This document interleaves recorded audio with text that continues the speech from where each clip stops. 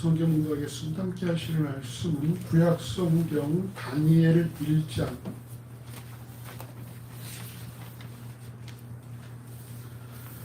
다니엘 1장 8절과 9절 말씀을 우리 함께 합독하시겠습니다.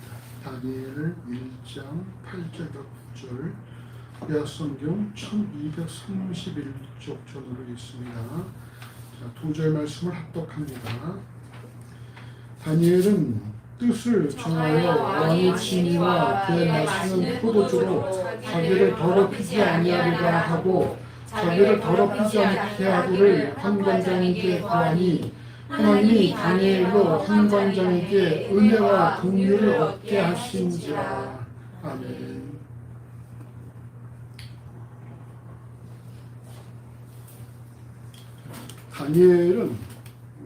다니엘 1장 1절의 말씀처럼 바벨론의 1차 침략인 여호야김 왕 때에 바벨론의 포로로 잡혀왔던 인물입니다. 원래 여호야김의 이름은 엘리야김이에요. 엘리야김인데 이 애굽의 바로 느고라는 이 애굽의 왕, 애굽의 파라오 느고가 이 이스라엘과 싸워서 이긴 다음에 엘리야김이라는 이름을 여호야김으로 개명을 시켰어요. 자, 어떤 차이가 있을까? 엘리야김과 여호야김. 경훈아, 어떤 차이가 있을까? 이 김이라는 게 세웠다야, 세웠다. 여호야김? 하나님이 세웠다? 원래 이름이 뭐라고? 엘리야김. 엘리야는 뭐야? 하나님이지. 하나님이 세웠다라는 거지.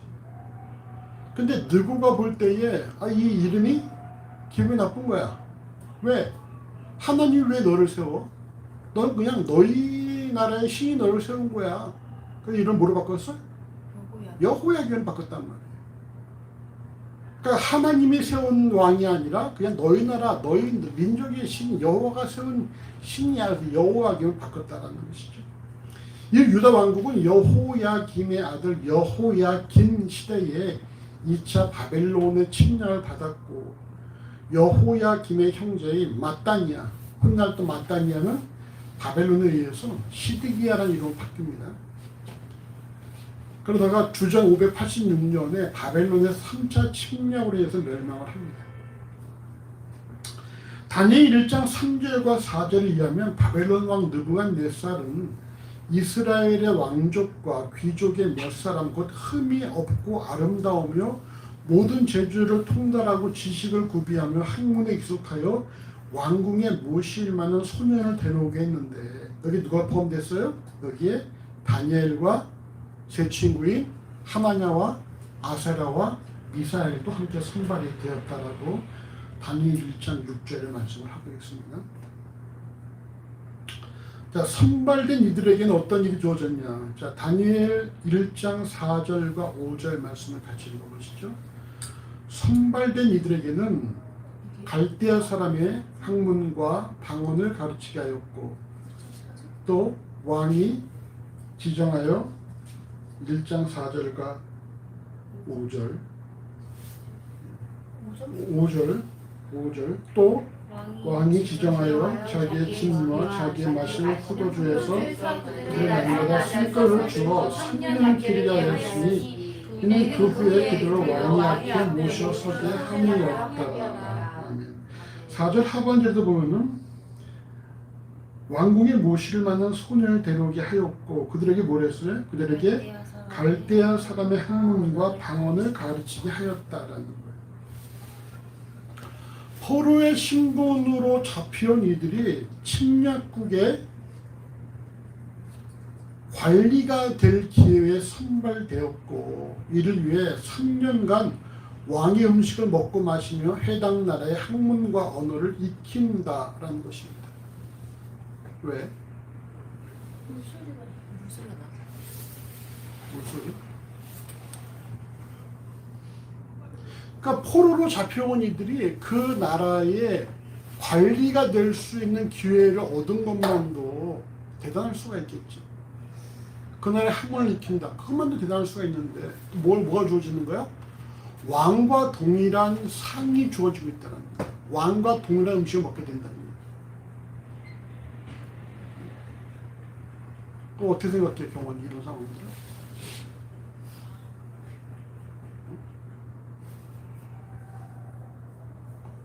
갑자기 경원이에게 말이죠. 좋은 학교에서 경원이를 우리 학교에 학생으로 선발하겠다. 4년간 풀 스콜라십을 제공하고 학교 모든 식당 무료 패스. 끝나고 나서 공부를 잘하면 유학도 보내주고 교수 재원으로 선발하겠다.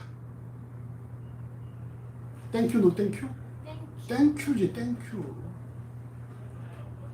이거는 상당한 기회가 주어지는 것이죠. 오늘날 대한민국의 젊은이들은 대학을 졸업하고도 미래가 불확실해서 공무원이 되고자 몇 년씩 고시원에서 살아가는데 포로로 잡혀온 이방 이 소년이 말이죠.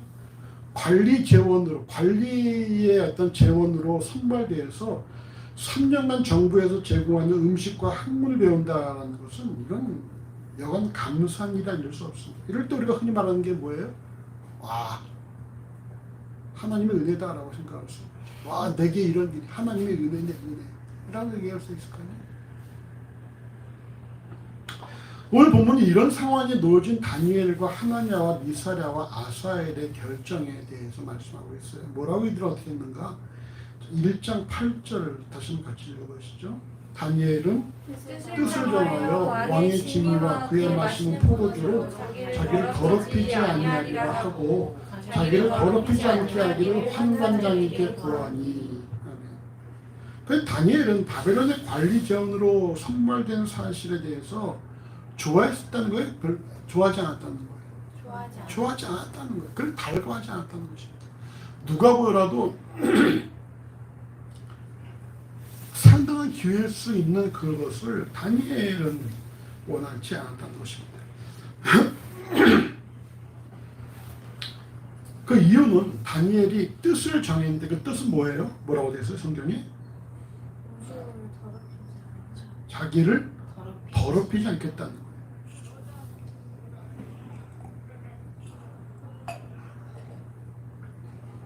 거예요. 다니엘이 정한 뜻은 나를 더럽히지 않겠다는 것입니다. 이는 3년간 제공되기로 했던 왕의 음식에 관한 것이죠. 당시 왕의 진미로 상에 올라왔던 최고 육류와 포도주는 다 우상에게 한번 갔다가 온 거기 때문에 왕궁으로 옮겨진 음식들이 다 우상을 통과해서 온 거기 때문에 다니엘과 세 친구는 우상에게 바쳐졌던 음식을 통해 자신을 더럽히지 않고자 했다는 것입니다.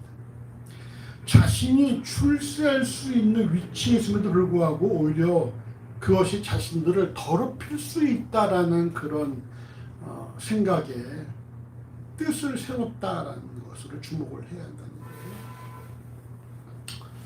자, 흥사단 투명사회운동본부 윤리연구센터가 2019년 전국의 성인과 청소년을 대상으로 실시한 정직지수 조사 결과 대한민국 성인의 정직지수가 60.2점, 청소년 정직지수 77.3점에 비해서 17.1점이 낮게 나왔다라고 그래요. 그러니까 성인들이 더 정직지수가 낮다라는 얘기예요.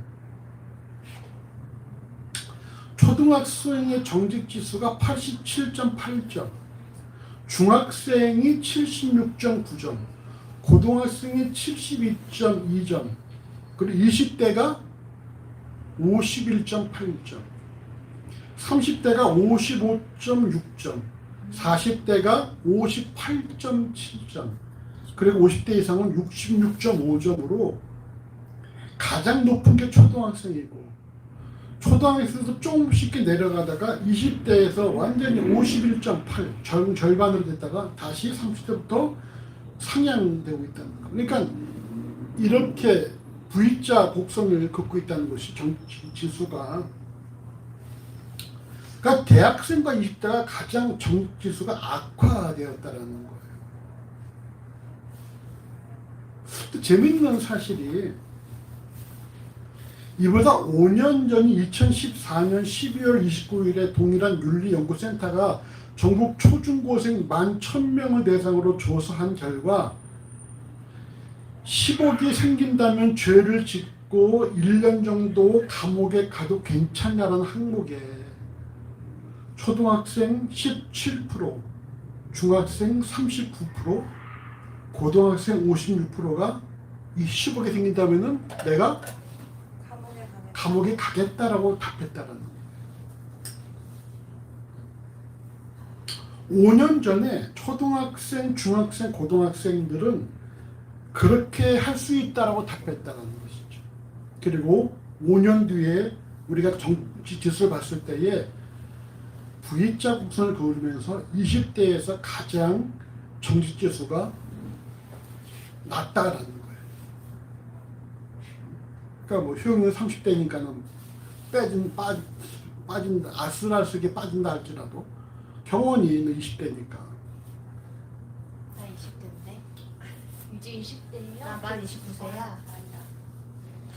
유독 20대 정직 지수가 연령대별 가장 낮은 원인이 뭘까?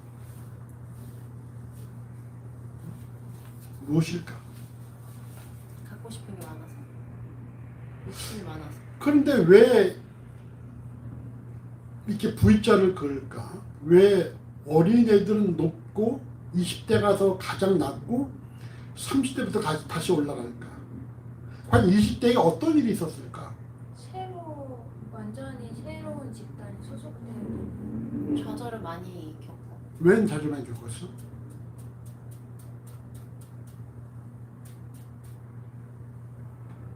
계획을 많이 세우는 나이여서.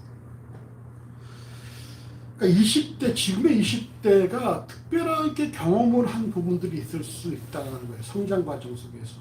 그것이 무엇이냐 하니까 1997년도 외환 위기에 이은 경기부양책으로 2002년과 2006년 동안에 카드 대란이라는 게 발생을 했어요. 카드 대란. 그때 다 20대들은 몇 살이야? 50대? 20, 40대.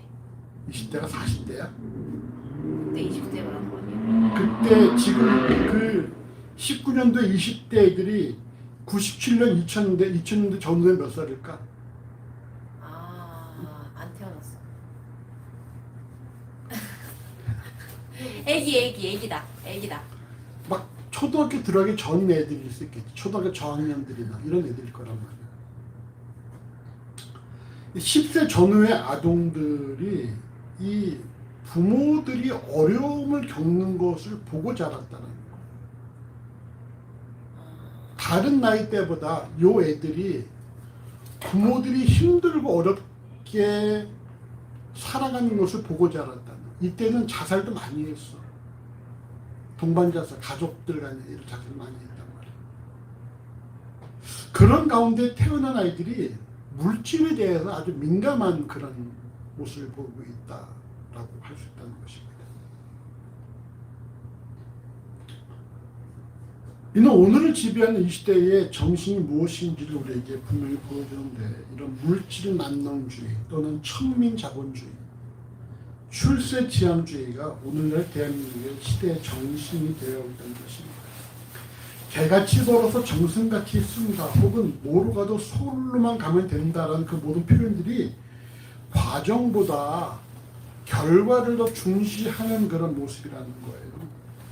그러나 성경 뭐라 말씀합니까? 우리에게 과정 없이 결과가 있을 수 없다라는 말합니다. 과정이 중요하지, 과정이 잘못되면은 잘못된 결과가 주어진다 말씀하고 있다는 거예요. 무엇으로 심든지 그대로 거두리라는 갈라디 6장 7절의 말씀처럼 잘못된 과정을 통해서 옳은 결과를 기대한다는 것은 그건 불가능하다라는 것입니다. 지금 다니엘은 포로로 잡혀와 있습니다. 예루살렘에서는 귀족 출신이었겠지만 포로로 잡혀온 이상 그 출신이 무슨 소용이 있겠어요? 다 포로고 노예인데. 미래가 불확실한 상태에 있던 다니엘에게 있는 하나님의 은혜를 여길 수가 있는 것이죠. 관리 계열로 뽑힌 것은 그러나 다니엘이 이런 상황 속에서 자신의 성공과 출세보다 자신을 더럽히지 않겠다라는 하나님 앞에서의 정결함을 갖추는 것에 대해서 우선순위를 부여했다라는 것입니다. 자신에게 주어질 유익이 아니라 하나님 앞에서의 정결한 삶을 우선했다는 거예요. 이렇게 우리가 기억해야 될 사실은 여러분 그리스도인의 목적은 무엇이냐? 그리스도의 목적이 사는 목적이 무엇이냐? 잘 사는 것이냐? 성공하는 것이냐? 뭘까? 경원아, 그리스도의 삶의 목적이 뭘까? 잘 사는 거야? 그리스도인의 삶의 목적이 뭐야? 하나님의 영광을 드러내는. 그리스도인의 삶의 목적은 결코 성공하는 게 아니라 제대로 살아가는 거예요. 제대로. 바르게 살아가는 거. 따라하죠. 바르게 살자. 바르게 살자. 그리스도의 삶의 목적은 성공하는 삶이 아니라 바르게 살아가는 삶이에요.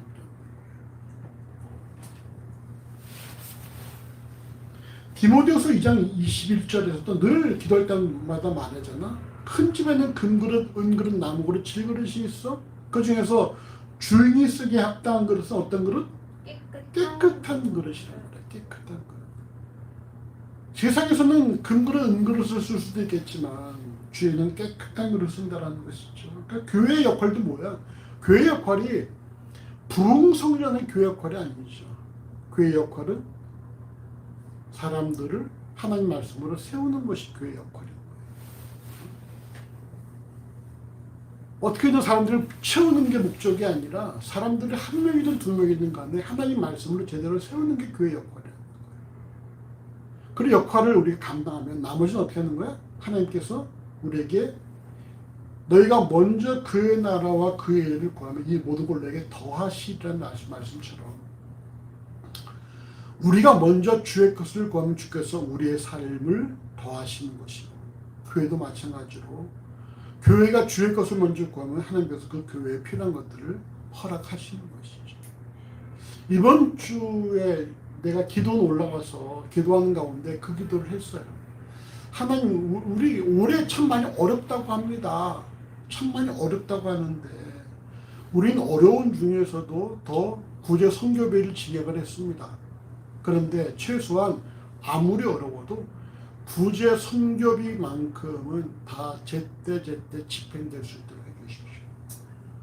우리가 다른 거는 제대로 못 먹는다 할지라도 구제 선교비만큼은 제 날짜에 보낼 수 있게 해주십시오.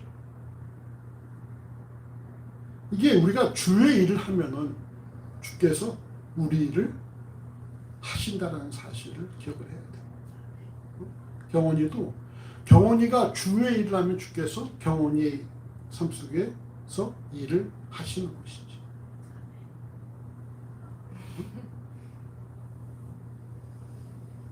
그 주의 일이 뭐야? 오늘 보면서 볼 때 뭐야? 바르게 사는 자기를 더럽히지 않겠다. 나를 더럽히지 않고 하나님 말씀대로 살겠다. 하나님 말씀대로 사는 것이 어떤 내가 또 누군가를 위해서 뭘 하고 이런 것이 아니라 내 자신을 세상으로부터 더럽히지 않겠다.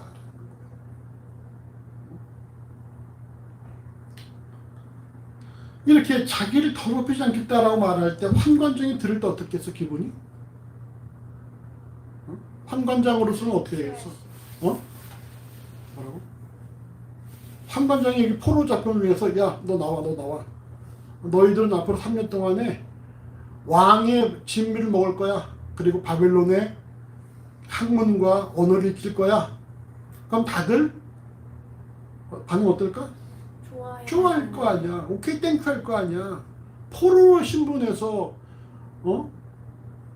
흔히 말하는 어떤 성균관의 그런 들어오는 케이스가 되니까. 근데 다니엘이 뭐라 그러는 거야? 난 그렇게 하지 않겠다. 그렇게 더럽히지 않겠다 말하니까 환관령이 들을 때 기분이 어떨까? 귀신. 괘씸하고 뭐 이딴 게 다 있나 그럴 거 아니야. 아니 뭐 이런 놈이 다 있어? 이 자리에 오고 싶어하는 일이 한둘이겠어? 얘네 선발된 건데 여기 오고 싶어하는 일이 한둘이겠어? 뭐 이런 놈이 다 있어?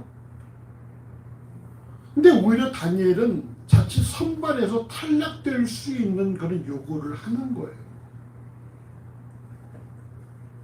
만약에 여러분이 그런 환관장의 입장에서 선발할 기회가 있는데 난 원치 않는다. 그럼 어떻게 했어? 경훈 어떻게 했어?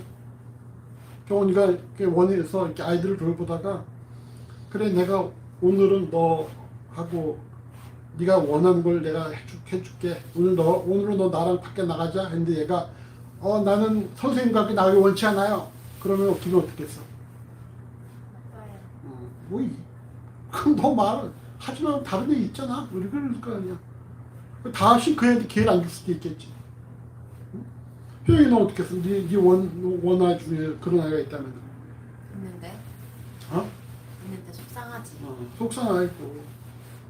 나는 이렇게 어떤 일종의 그런 좋은 기회를 제공하는데 그걸 싫다면은 기분 나쁘죠. 근데 그 다음 어떤 상황이 발생합니까? 자, 본문 다니엘 1장 9절에서 14절까지 말씀 함께 읽어봅시다.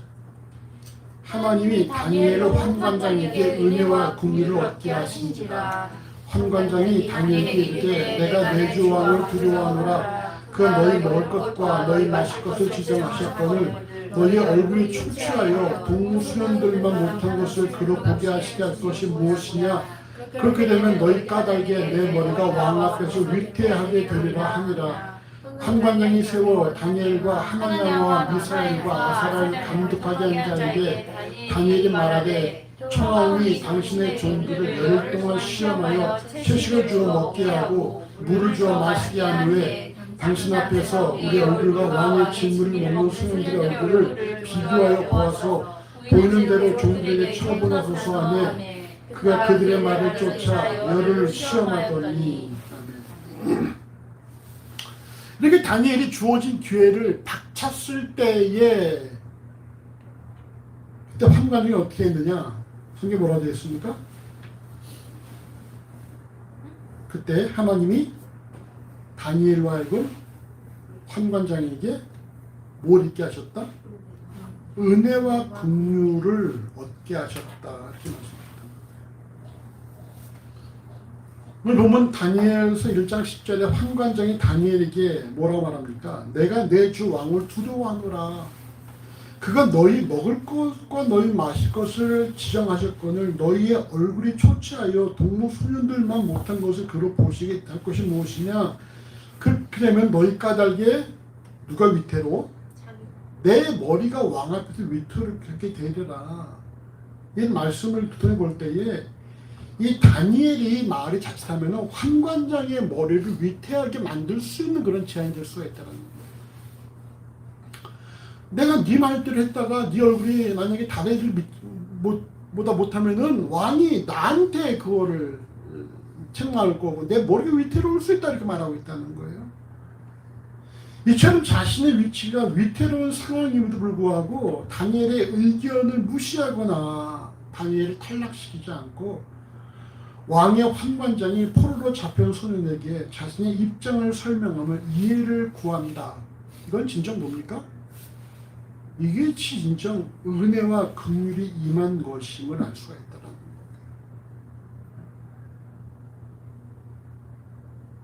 환관장 입장에서 뭐 이런 괘씸한 놈이 다 있어? 이게 아니라 야, 너 그러다면 내가 죽을 수도 있어? 이러면서 다니엘의 어떤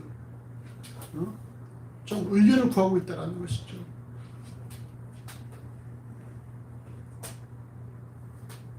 우리 이를 통해서 알 수 있는 사실이 뭐예요? 하나님의 은혜와 긍휼이 언제 임한다는 것입니까?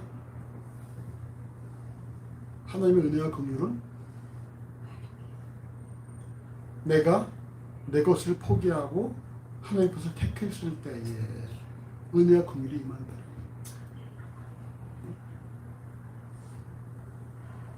느헤미야 1장 11절에 이렇게 말씀하고 있어요. 느헤미야가 예루살렘 성이 회파되고 성문이 소화되었다는 소식을 듣고 수일 동안 슬퍼하며, 자 봅시다. 성경 느헤미야 1장 11절.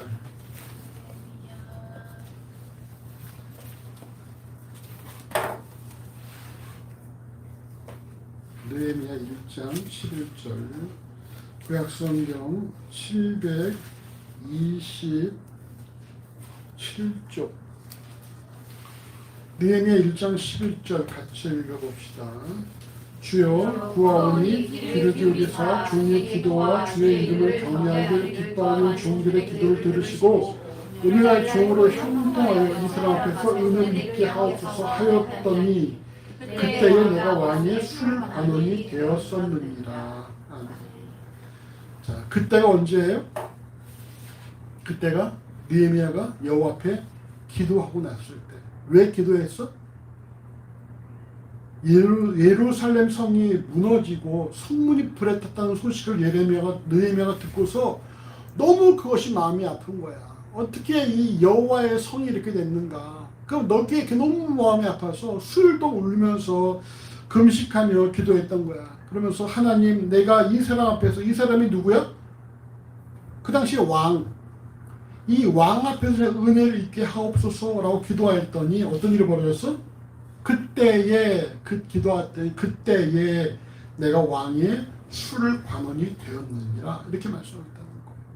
술관원이 뭐냐면은 왕의 옆에서 왕에게 주어지는 술을 먼저 맛보는 사람이야.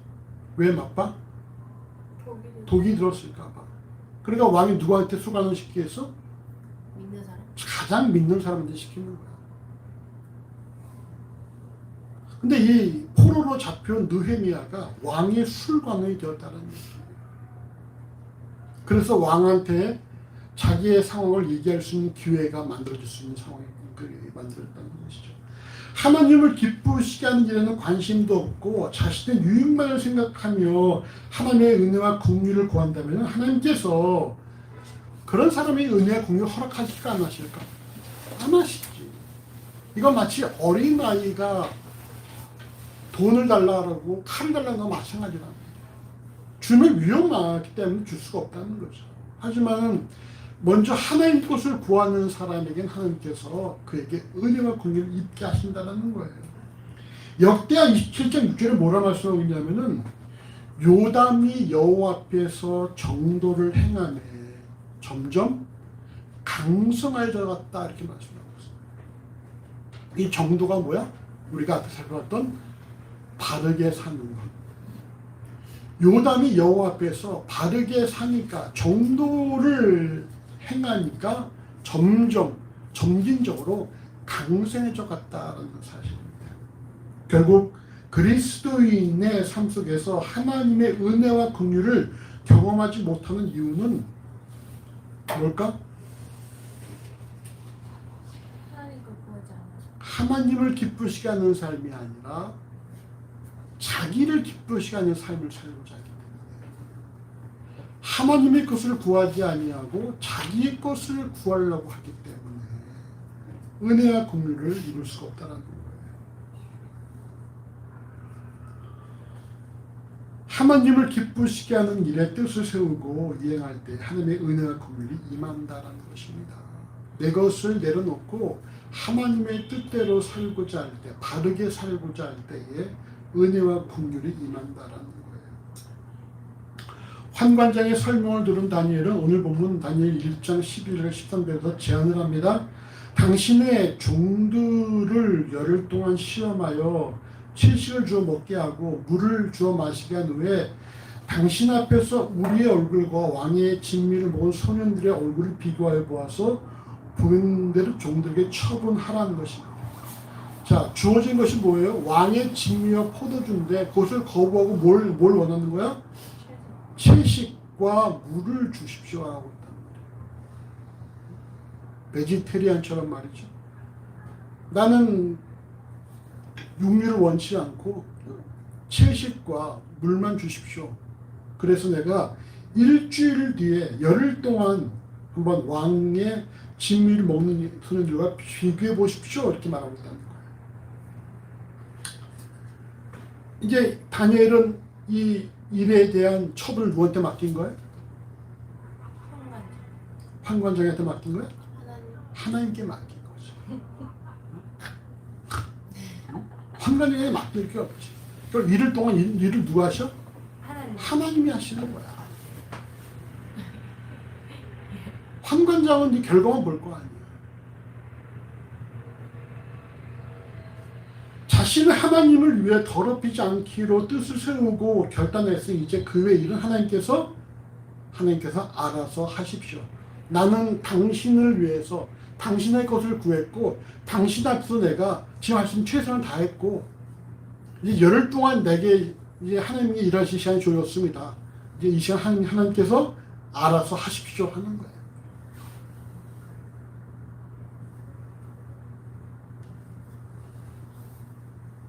그러나 이미 다니엘은 당대 2인자인 환관장과 불가능할 줄 알았던 협상을 통해 하나님의 일하심을 경험하였고 또한 기대하고 있음을 우리가 볼 수가 있죠.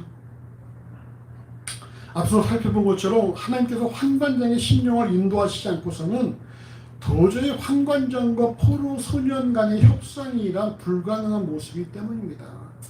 결국 자신의 머리가 위태로울 수 있는 포로 소년의 어처구니 없는 제안을 환관장이 받아들이고 열흘을 시험하였다라고 오늘 다니엘 1장 14절을 말씀합니다. 자, 그 다음 다니엘 1장 15절과 17절까지 말씀 같이 보십시다. 열흘 후에 그들의 얼굴이 더욱 아름답고 살이 더욱 윤택하여 왕의 진물을 먹는 모든 소년보다 나아 보인지라.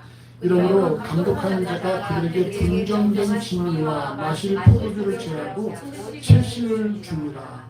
하나님이 이 네 소년에게 지식을 얻게 하시며 모든 학문과 제주에 명철하게 하신 외에 다니엘은 또 모든 이상과 몽조를 깨달아 알더라. 아멘.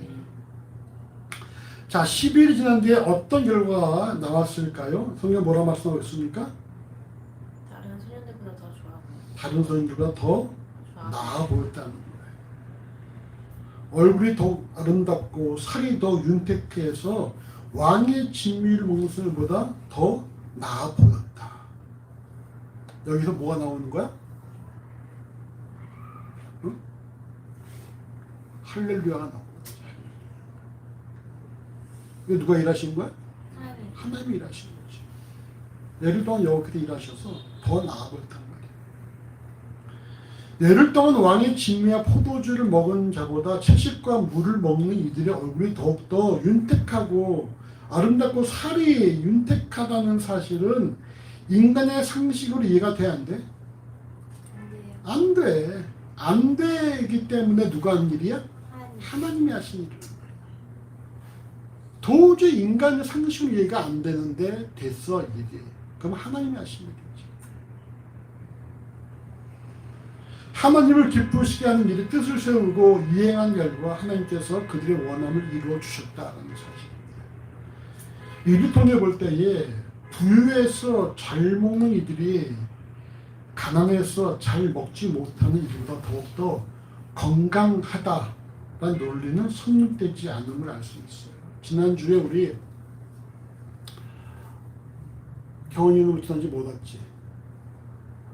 지난주에 성탄절에 뭘 먹을까 하다가 감자탕을 먹을까 했는데 한 집사님이 짜장면 먹어요 이래가지고 그럼 짜장면 먹읍시다. 그래서 짜장면하고 뭐 이렇게 시켜서 먹었어. 근데 우리가 또 먹으면 어떻게 먹어? 제대로 먹잖아. 잘 먹잖아. 그래서 뭐 얘기하다가 그런 말이 나온 거야.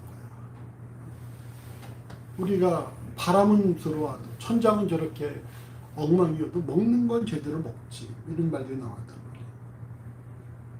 돈이 있다고 해서 잘 먹는 게 아니죠. 돈이 있어도 인색한 사람들은 못 먹어. 근데 우리는 넉넉하진 않지만은 먹을 땐 제대로 먹자라는 주의라. 이번에 또 우리가 연탄은행에다가 80만 원을 이렇게 보냈잖아. 그 다들 뭐 와서 봤으면 알겠지만 작년에 보냈을 때의 그 영수증 번호가 58호였어. 58호. 근데 이번에는 보니까 50호야. 50호 중에 우리가 여름에 보낸 거 있잖아. 여름에 그들 만들기 해서 보낸 50만 원. 그게 20호였었어. 그러니까 50호의 영수증에서 2개가 우리가 보낸 거란 말이야. 한국교회가 뭐 5만 교회라고 얘기를 하는데, 물론 뭐 다른 일도 많이 하겠지만 교회들이 갈수록 요즘 연탄도 없다 그러고 안 들어온다는 거야. 그게 그 후원이 올해도 춥다 그러는데, 그러니까 돈이 있어서 후원하는 게 아니라는 말이죠. 돈이 있어서 헌금하는 게 아니라는 거죠. 이게 하나님의 것이기 때문에 헌금을 하는 거고, 하나님께서 주셨기 때문에 우리가 거기다 보낼 수 있는 것이지, 우리가 뭐 돈이 넉넉하고 뭐 어떤 재정이 넉넉해서 하는 것도 결코 아니란 말이에요. 하나님이 하시는 일은 인간의 계산 논리를 뛰어넘는 거지. 그래서 그냥 식물만 먹어도 고기를 먹는 게 더 건강해질 수가 있다는 것이고, 이렇게 우리가 지금 송구로 기념이 4명이 있지만, 나는 이 4명이 또 특별히 우리 청년 둘이 말이죠. 그 누구 어디보다도 나는 부러울 게 없어. 겨자 씨와 같이 작지만 너희들을 통해서 하실 일들을 기대하면은 왜 사람 숫자 중요하지 않단 말이에요. 우리가 이런 어떤 숫자 논리에서 벗어나야 한다는 거지. 숫자 논리, 인간의 그 숫자 논리에서 벗어나서 하나님이 하시면 우리의 상식을 어떻게 뛰어넘는다, 초월하신다. 그럼 어떨 때 이걸 초월하셔? 우리가 우리의 생각이 갇혀있지 않을 때, 우리가 우리의 계산 논리에 갇혀있지 않을 때, 이거 이러면 큰일 나겠네, 이러면 안 되겠네, 이런 거에 갇히지 않고, 내가 주를 위해서 내가 하나님께서 먼저 구하고 하나님께서 내가 충성하겠다라고 했을 그럴 때 하나님께서 우리의 은혜와 긍휼을 있게 하시면서 인간의 계산 논리를 뛰어넘는 초월의 논리를 허락하신다는 거죠.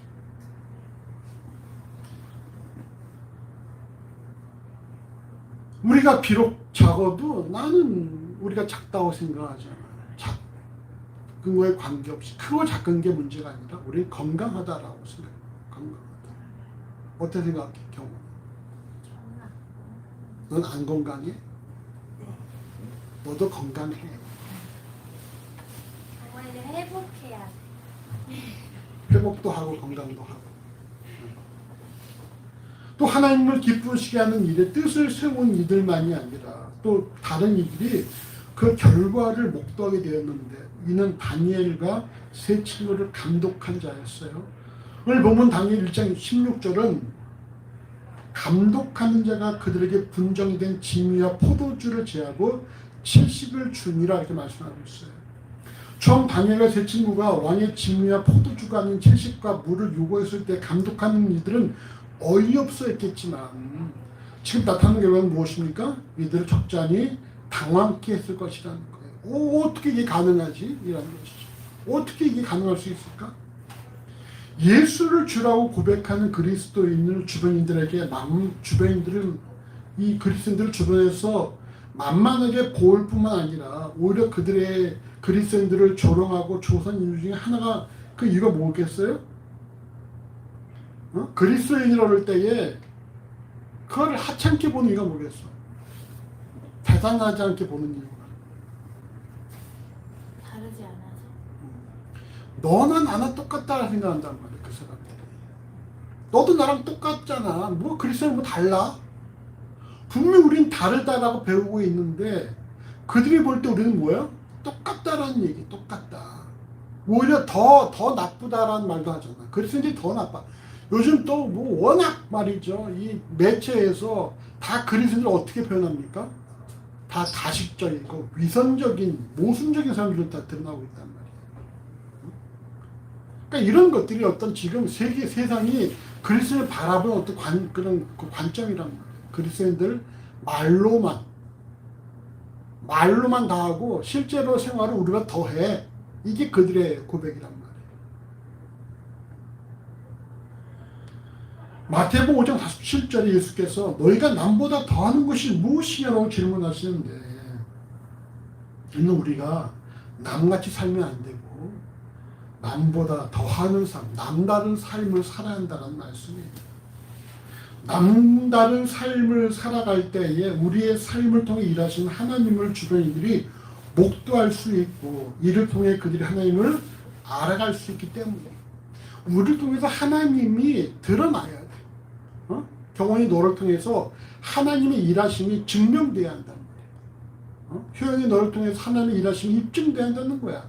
우리의 삶을 통해서 하나님이 저렇게 일하시는구나, 하나님과 함께하는 사람의 삶이 저렇구나, 이런 것들을 우리가 그들 앞에 하나님의 도우심으로 보여줘야 한단 말이야. 오늘 보면 다니엘이 하나님의 뜻을 세운 이후에 진미와 포도주를 모는 이들보다 더 살이 윤택하고 더 윤기가 나는 것처럼 그런 모습들을 우리가 보여줘야 한다는 말이에요. 초대교회에 속한 이들은 이렇게 주장을 했어요. 우리가 하나님에 관해서 말하지 않겠다. 대신에 하나님처럼 살겠다, 이렇게 고백합니다. 뭐라고? 우리가 하나님에 관해서 말하지 않겠다. 대신에 우리가 하나님처럼 살겠다.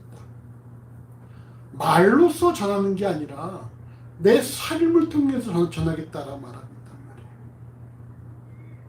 말로 하나님 어떤 분이시고 하나님에 대해서 막 하나님에 관해서 소개하는 것이 아니라 내 삶이 하나님께서 나와 함께 사시는 것처럼 이렇게 살아간다는 거예요. 그래서 이 초대교회의 그 상황에서 사도들이 다 소천을 하고 각종 이단이 들끓고 로마가 계속 그리스도인들을 박해하고 이런 과정 속에서도 기독교가 발전될 수 있는 그 이유가 무엇이었냐? 사방에서 그리스도인을 믿을만 하다. 그리스도인들은 괜찮은 사람들이야. 그리스도인 집에 갖다 놓으면 살아. 그리스도인 집에 애들 키우면 잘 살아. 이런 것들이 계속해서 퍼져나갔다는 거예요. 그 당시 사람들이 애들을 낳으면은 여자애거나 연약한 남자애들은 다 아빠가 갖다 버렸어. 그 엄마들이 어떻게 했어? 얘들을 아빠가 버리면은 얘들을 데려다가 그리스도인 집에 갖다 놓는 거야. 그래서 이제 그 애들을 키우는 거야. 또 노인들도 그냥 갖다 버리는 거야. 그냥 노인들을 장례도 치르지 않고, 그럼 와서 들깨들이 거기다 막 살을 발라먹거든. 그런 사람들 다 그리스도인 다 데려다가 장례를 치르었다는 거예요. 흑사병이 돌고 막 그렇게 막 전염병이 돌아왔을 때도 다 갖다 버렸어, 사람들을. 근데 그들은 어떻게 했어? 그리스도인 다 갖다가 치료했다는 거예요. 그래서 그리스도인 마을에는 병자들이 갈수록 줄어든 반면에 다른 지역에는 병자도 늘어났다는 거예요. 근데 살려면 어떻게 해야 돼? 그리스도 마을로 갔다라는 거예요. 마치 우리나라가 예전 코로나 때에 살려면 대한민국과 내가 말했던 것처럼 살기 위해서 그리스도인 동네로 갔다라는 얘기죠. 그럼 그리스도인들 그들을 극진하게 간호하고 정성을 다해서 보살펴서 그들이 살아났다라는 거예요. 이런 것들이 초대교회의 기독교가 600년에 불과한 그런 상태에서 무너질 수밖에 없는 그런 상황에서 그 이후에 온 유럽을 다 뒤덮는 기독교 왕국이 되는 데 있어서 그 발상이 있다는 거죠. 결코 예수에 대해서 말하지 않았다는 거예요. 어떻게 했다? 예수처럼 살았다. 오늘날 다 묵상하고 성경 공부하고 너무나 잘 알아, 예수에 대해서. 말도 잘해. 근데 뭐가 없다는 거예요? 삶이 없다는 거예요. 삶이. 말은 잘해. 말은 잘하는데 그렇게 살려가지는 못해. 그러니까 세상 사람이 뭐라 그래? 제 말만 해, 말만. 제 말만 그리스도인이고 삶은 우리가 똑같아 이렇게 말하고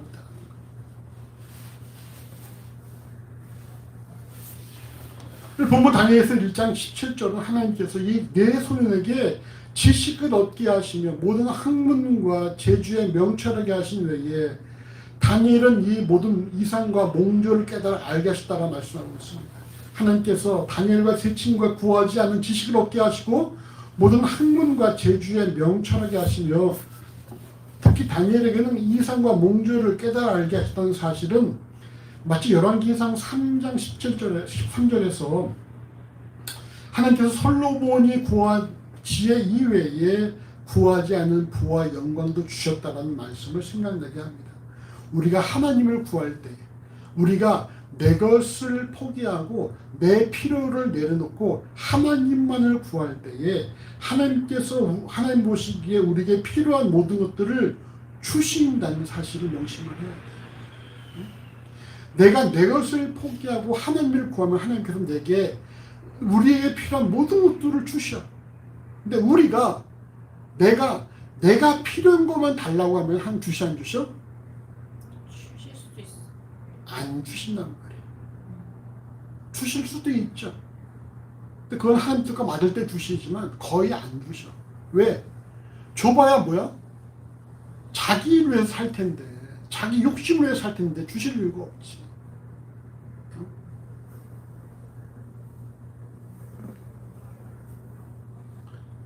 이를 사무엘상 2장 30절은 나를 존중히 여기는 자를 내가 존중히 여기고 나를 멸시하는 자를 내가 경멸히 여기라를 말씀하고 우리가 잘 아는 마태복음 6장 33절은 뭐를 말씀하고 있어요? 너희가 먼저 그의 나라와 그의 일을 구하며 너희에게 이 모든 것을 더하시리라 말씀합니다. 하나님의 응답은 여러분 항상 뭔지 아세요? 하나님은 항상 윈윈이야. 윈윈. 윈윈이 뭐야? 하나님도 좋고 우리도 좋고 하나님 응답은 항상 윈윈이란 말이에요.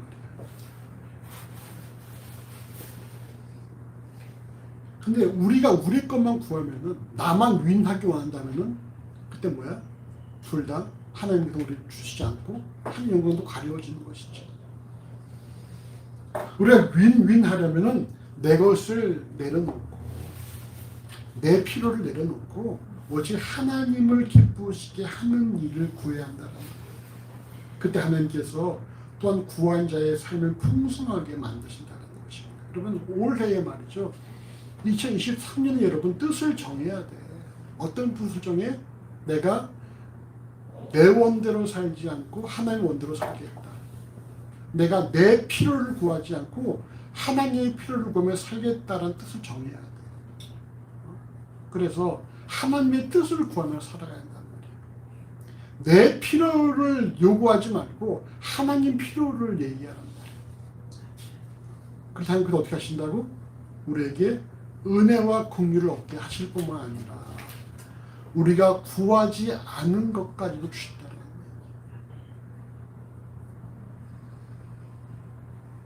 여러분 선물 좋아하지? 선물 좋잖아. 선물이 좋은 이유가 뭘까? 딱 선물이 왔어. 이렇게 박스에 선물이 왔어.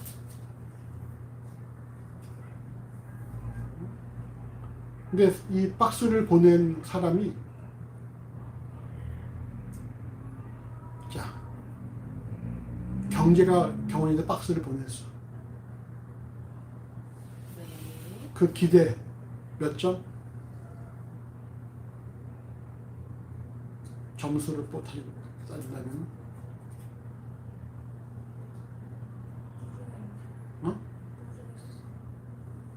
자, 하나님께서 선물 박스를 보냈어. 그럼 기대치가 몇 점이겠어? 높아요. 하나님 빼고 만약에 진짜 누구? 용산구청장 말을 해도 그렇고 대통령 말을 해도 그렇고 없네. 자 목사님한테 박스를 보냈어. 기대치가 어떻게 했어? 높아요. 높겠지. 경제학 박스 보냈어. 기대치가 어떻게 했어? 모르겠어요. 왜 갑자기 선물을 보내? 그러니까. 뜬금없이 연락도 없이 읽었어요. 우리가 생각지도 못하는 선물이 있다는 거예요. 우리가 여호와께서 구할 때에 우리가 하나님께서 은혜와 긍휼을 있게 하실 뿐만 아니라 우리가 생각할 수도 없었던 예상하지 못했던 선물이 주어질 수 있다는 것이. 그 궁금하지 않아? 궁금해요. 뭐 어떻게 해야 돼? 뜻을 정해야 돼. 뜻을. 우리에게 중요한 것은 속도야 방향이야? 방향. 방향이야 방향. 그 방향은 어떤 방향을 정한다는 거예요? 하나님. 하나님을 기쁘시게 하는 방향을 정한다. 내가 잘 되는 방향을 정하는 것이 아니라 하나님을 기쁘시게 하는 방향을 정해야 한다는 거예요. 내 것은 내려놓고 내 것은 포기하더라도 하나님을 기쁘시게 하는 저 방향을 정해야 한다는 거예요. 그럴 때 어떤 일이 생긴다고? 하나님께서 우리에게 은혜와 긍휼을 있게 하시고 더 나아가서 뭘 주셔? 우리가 생각지도 못했던 것들도 허락하신다는 거예요. 자, 2023년이 시작되었습니다. 우리 각자에게 어떠한 상황이 발생할지는 아무도 알지 못해. 그러나 그 모든 주어진 상황 속에서 결국 자신이 살려고만 안간힘 쓰지 말고 내 것을 구하려고 막 동문서주하지 말고 무엇을 구하라? 하나님 것을 구하라. 하나님 것을. 자, 우리 앞뒤 바라보면서 서로 너의 것을 구하지 말고 하나님 것을 구하자. 너의 것을 구하지 말고 하나님 것을 구하자. 하나님 것을 구해야 돼. 하나님 것을 구할 때 어떤 일이 발생을 해요? 하나님께서 우리에게 은혜와 긍휼을 있게 하시고 생각지도 못했던 선물을 주셨다. 그래서 우리가 올 한 해를 마감할 때에 야, 하나님께서 내 삶 가운데 이렇게 역사하셨구나 라고 나만 아는 것이 아니라 우리 주변 사람들도 알 수 있는 그런 귀한 복된 한 해가 되시기를 주의 이름으로 소원합니다. 기도하십시다.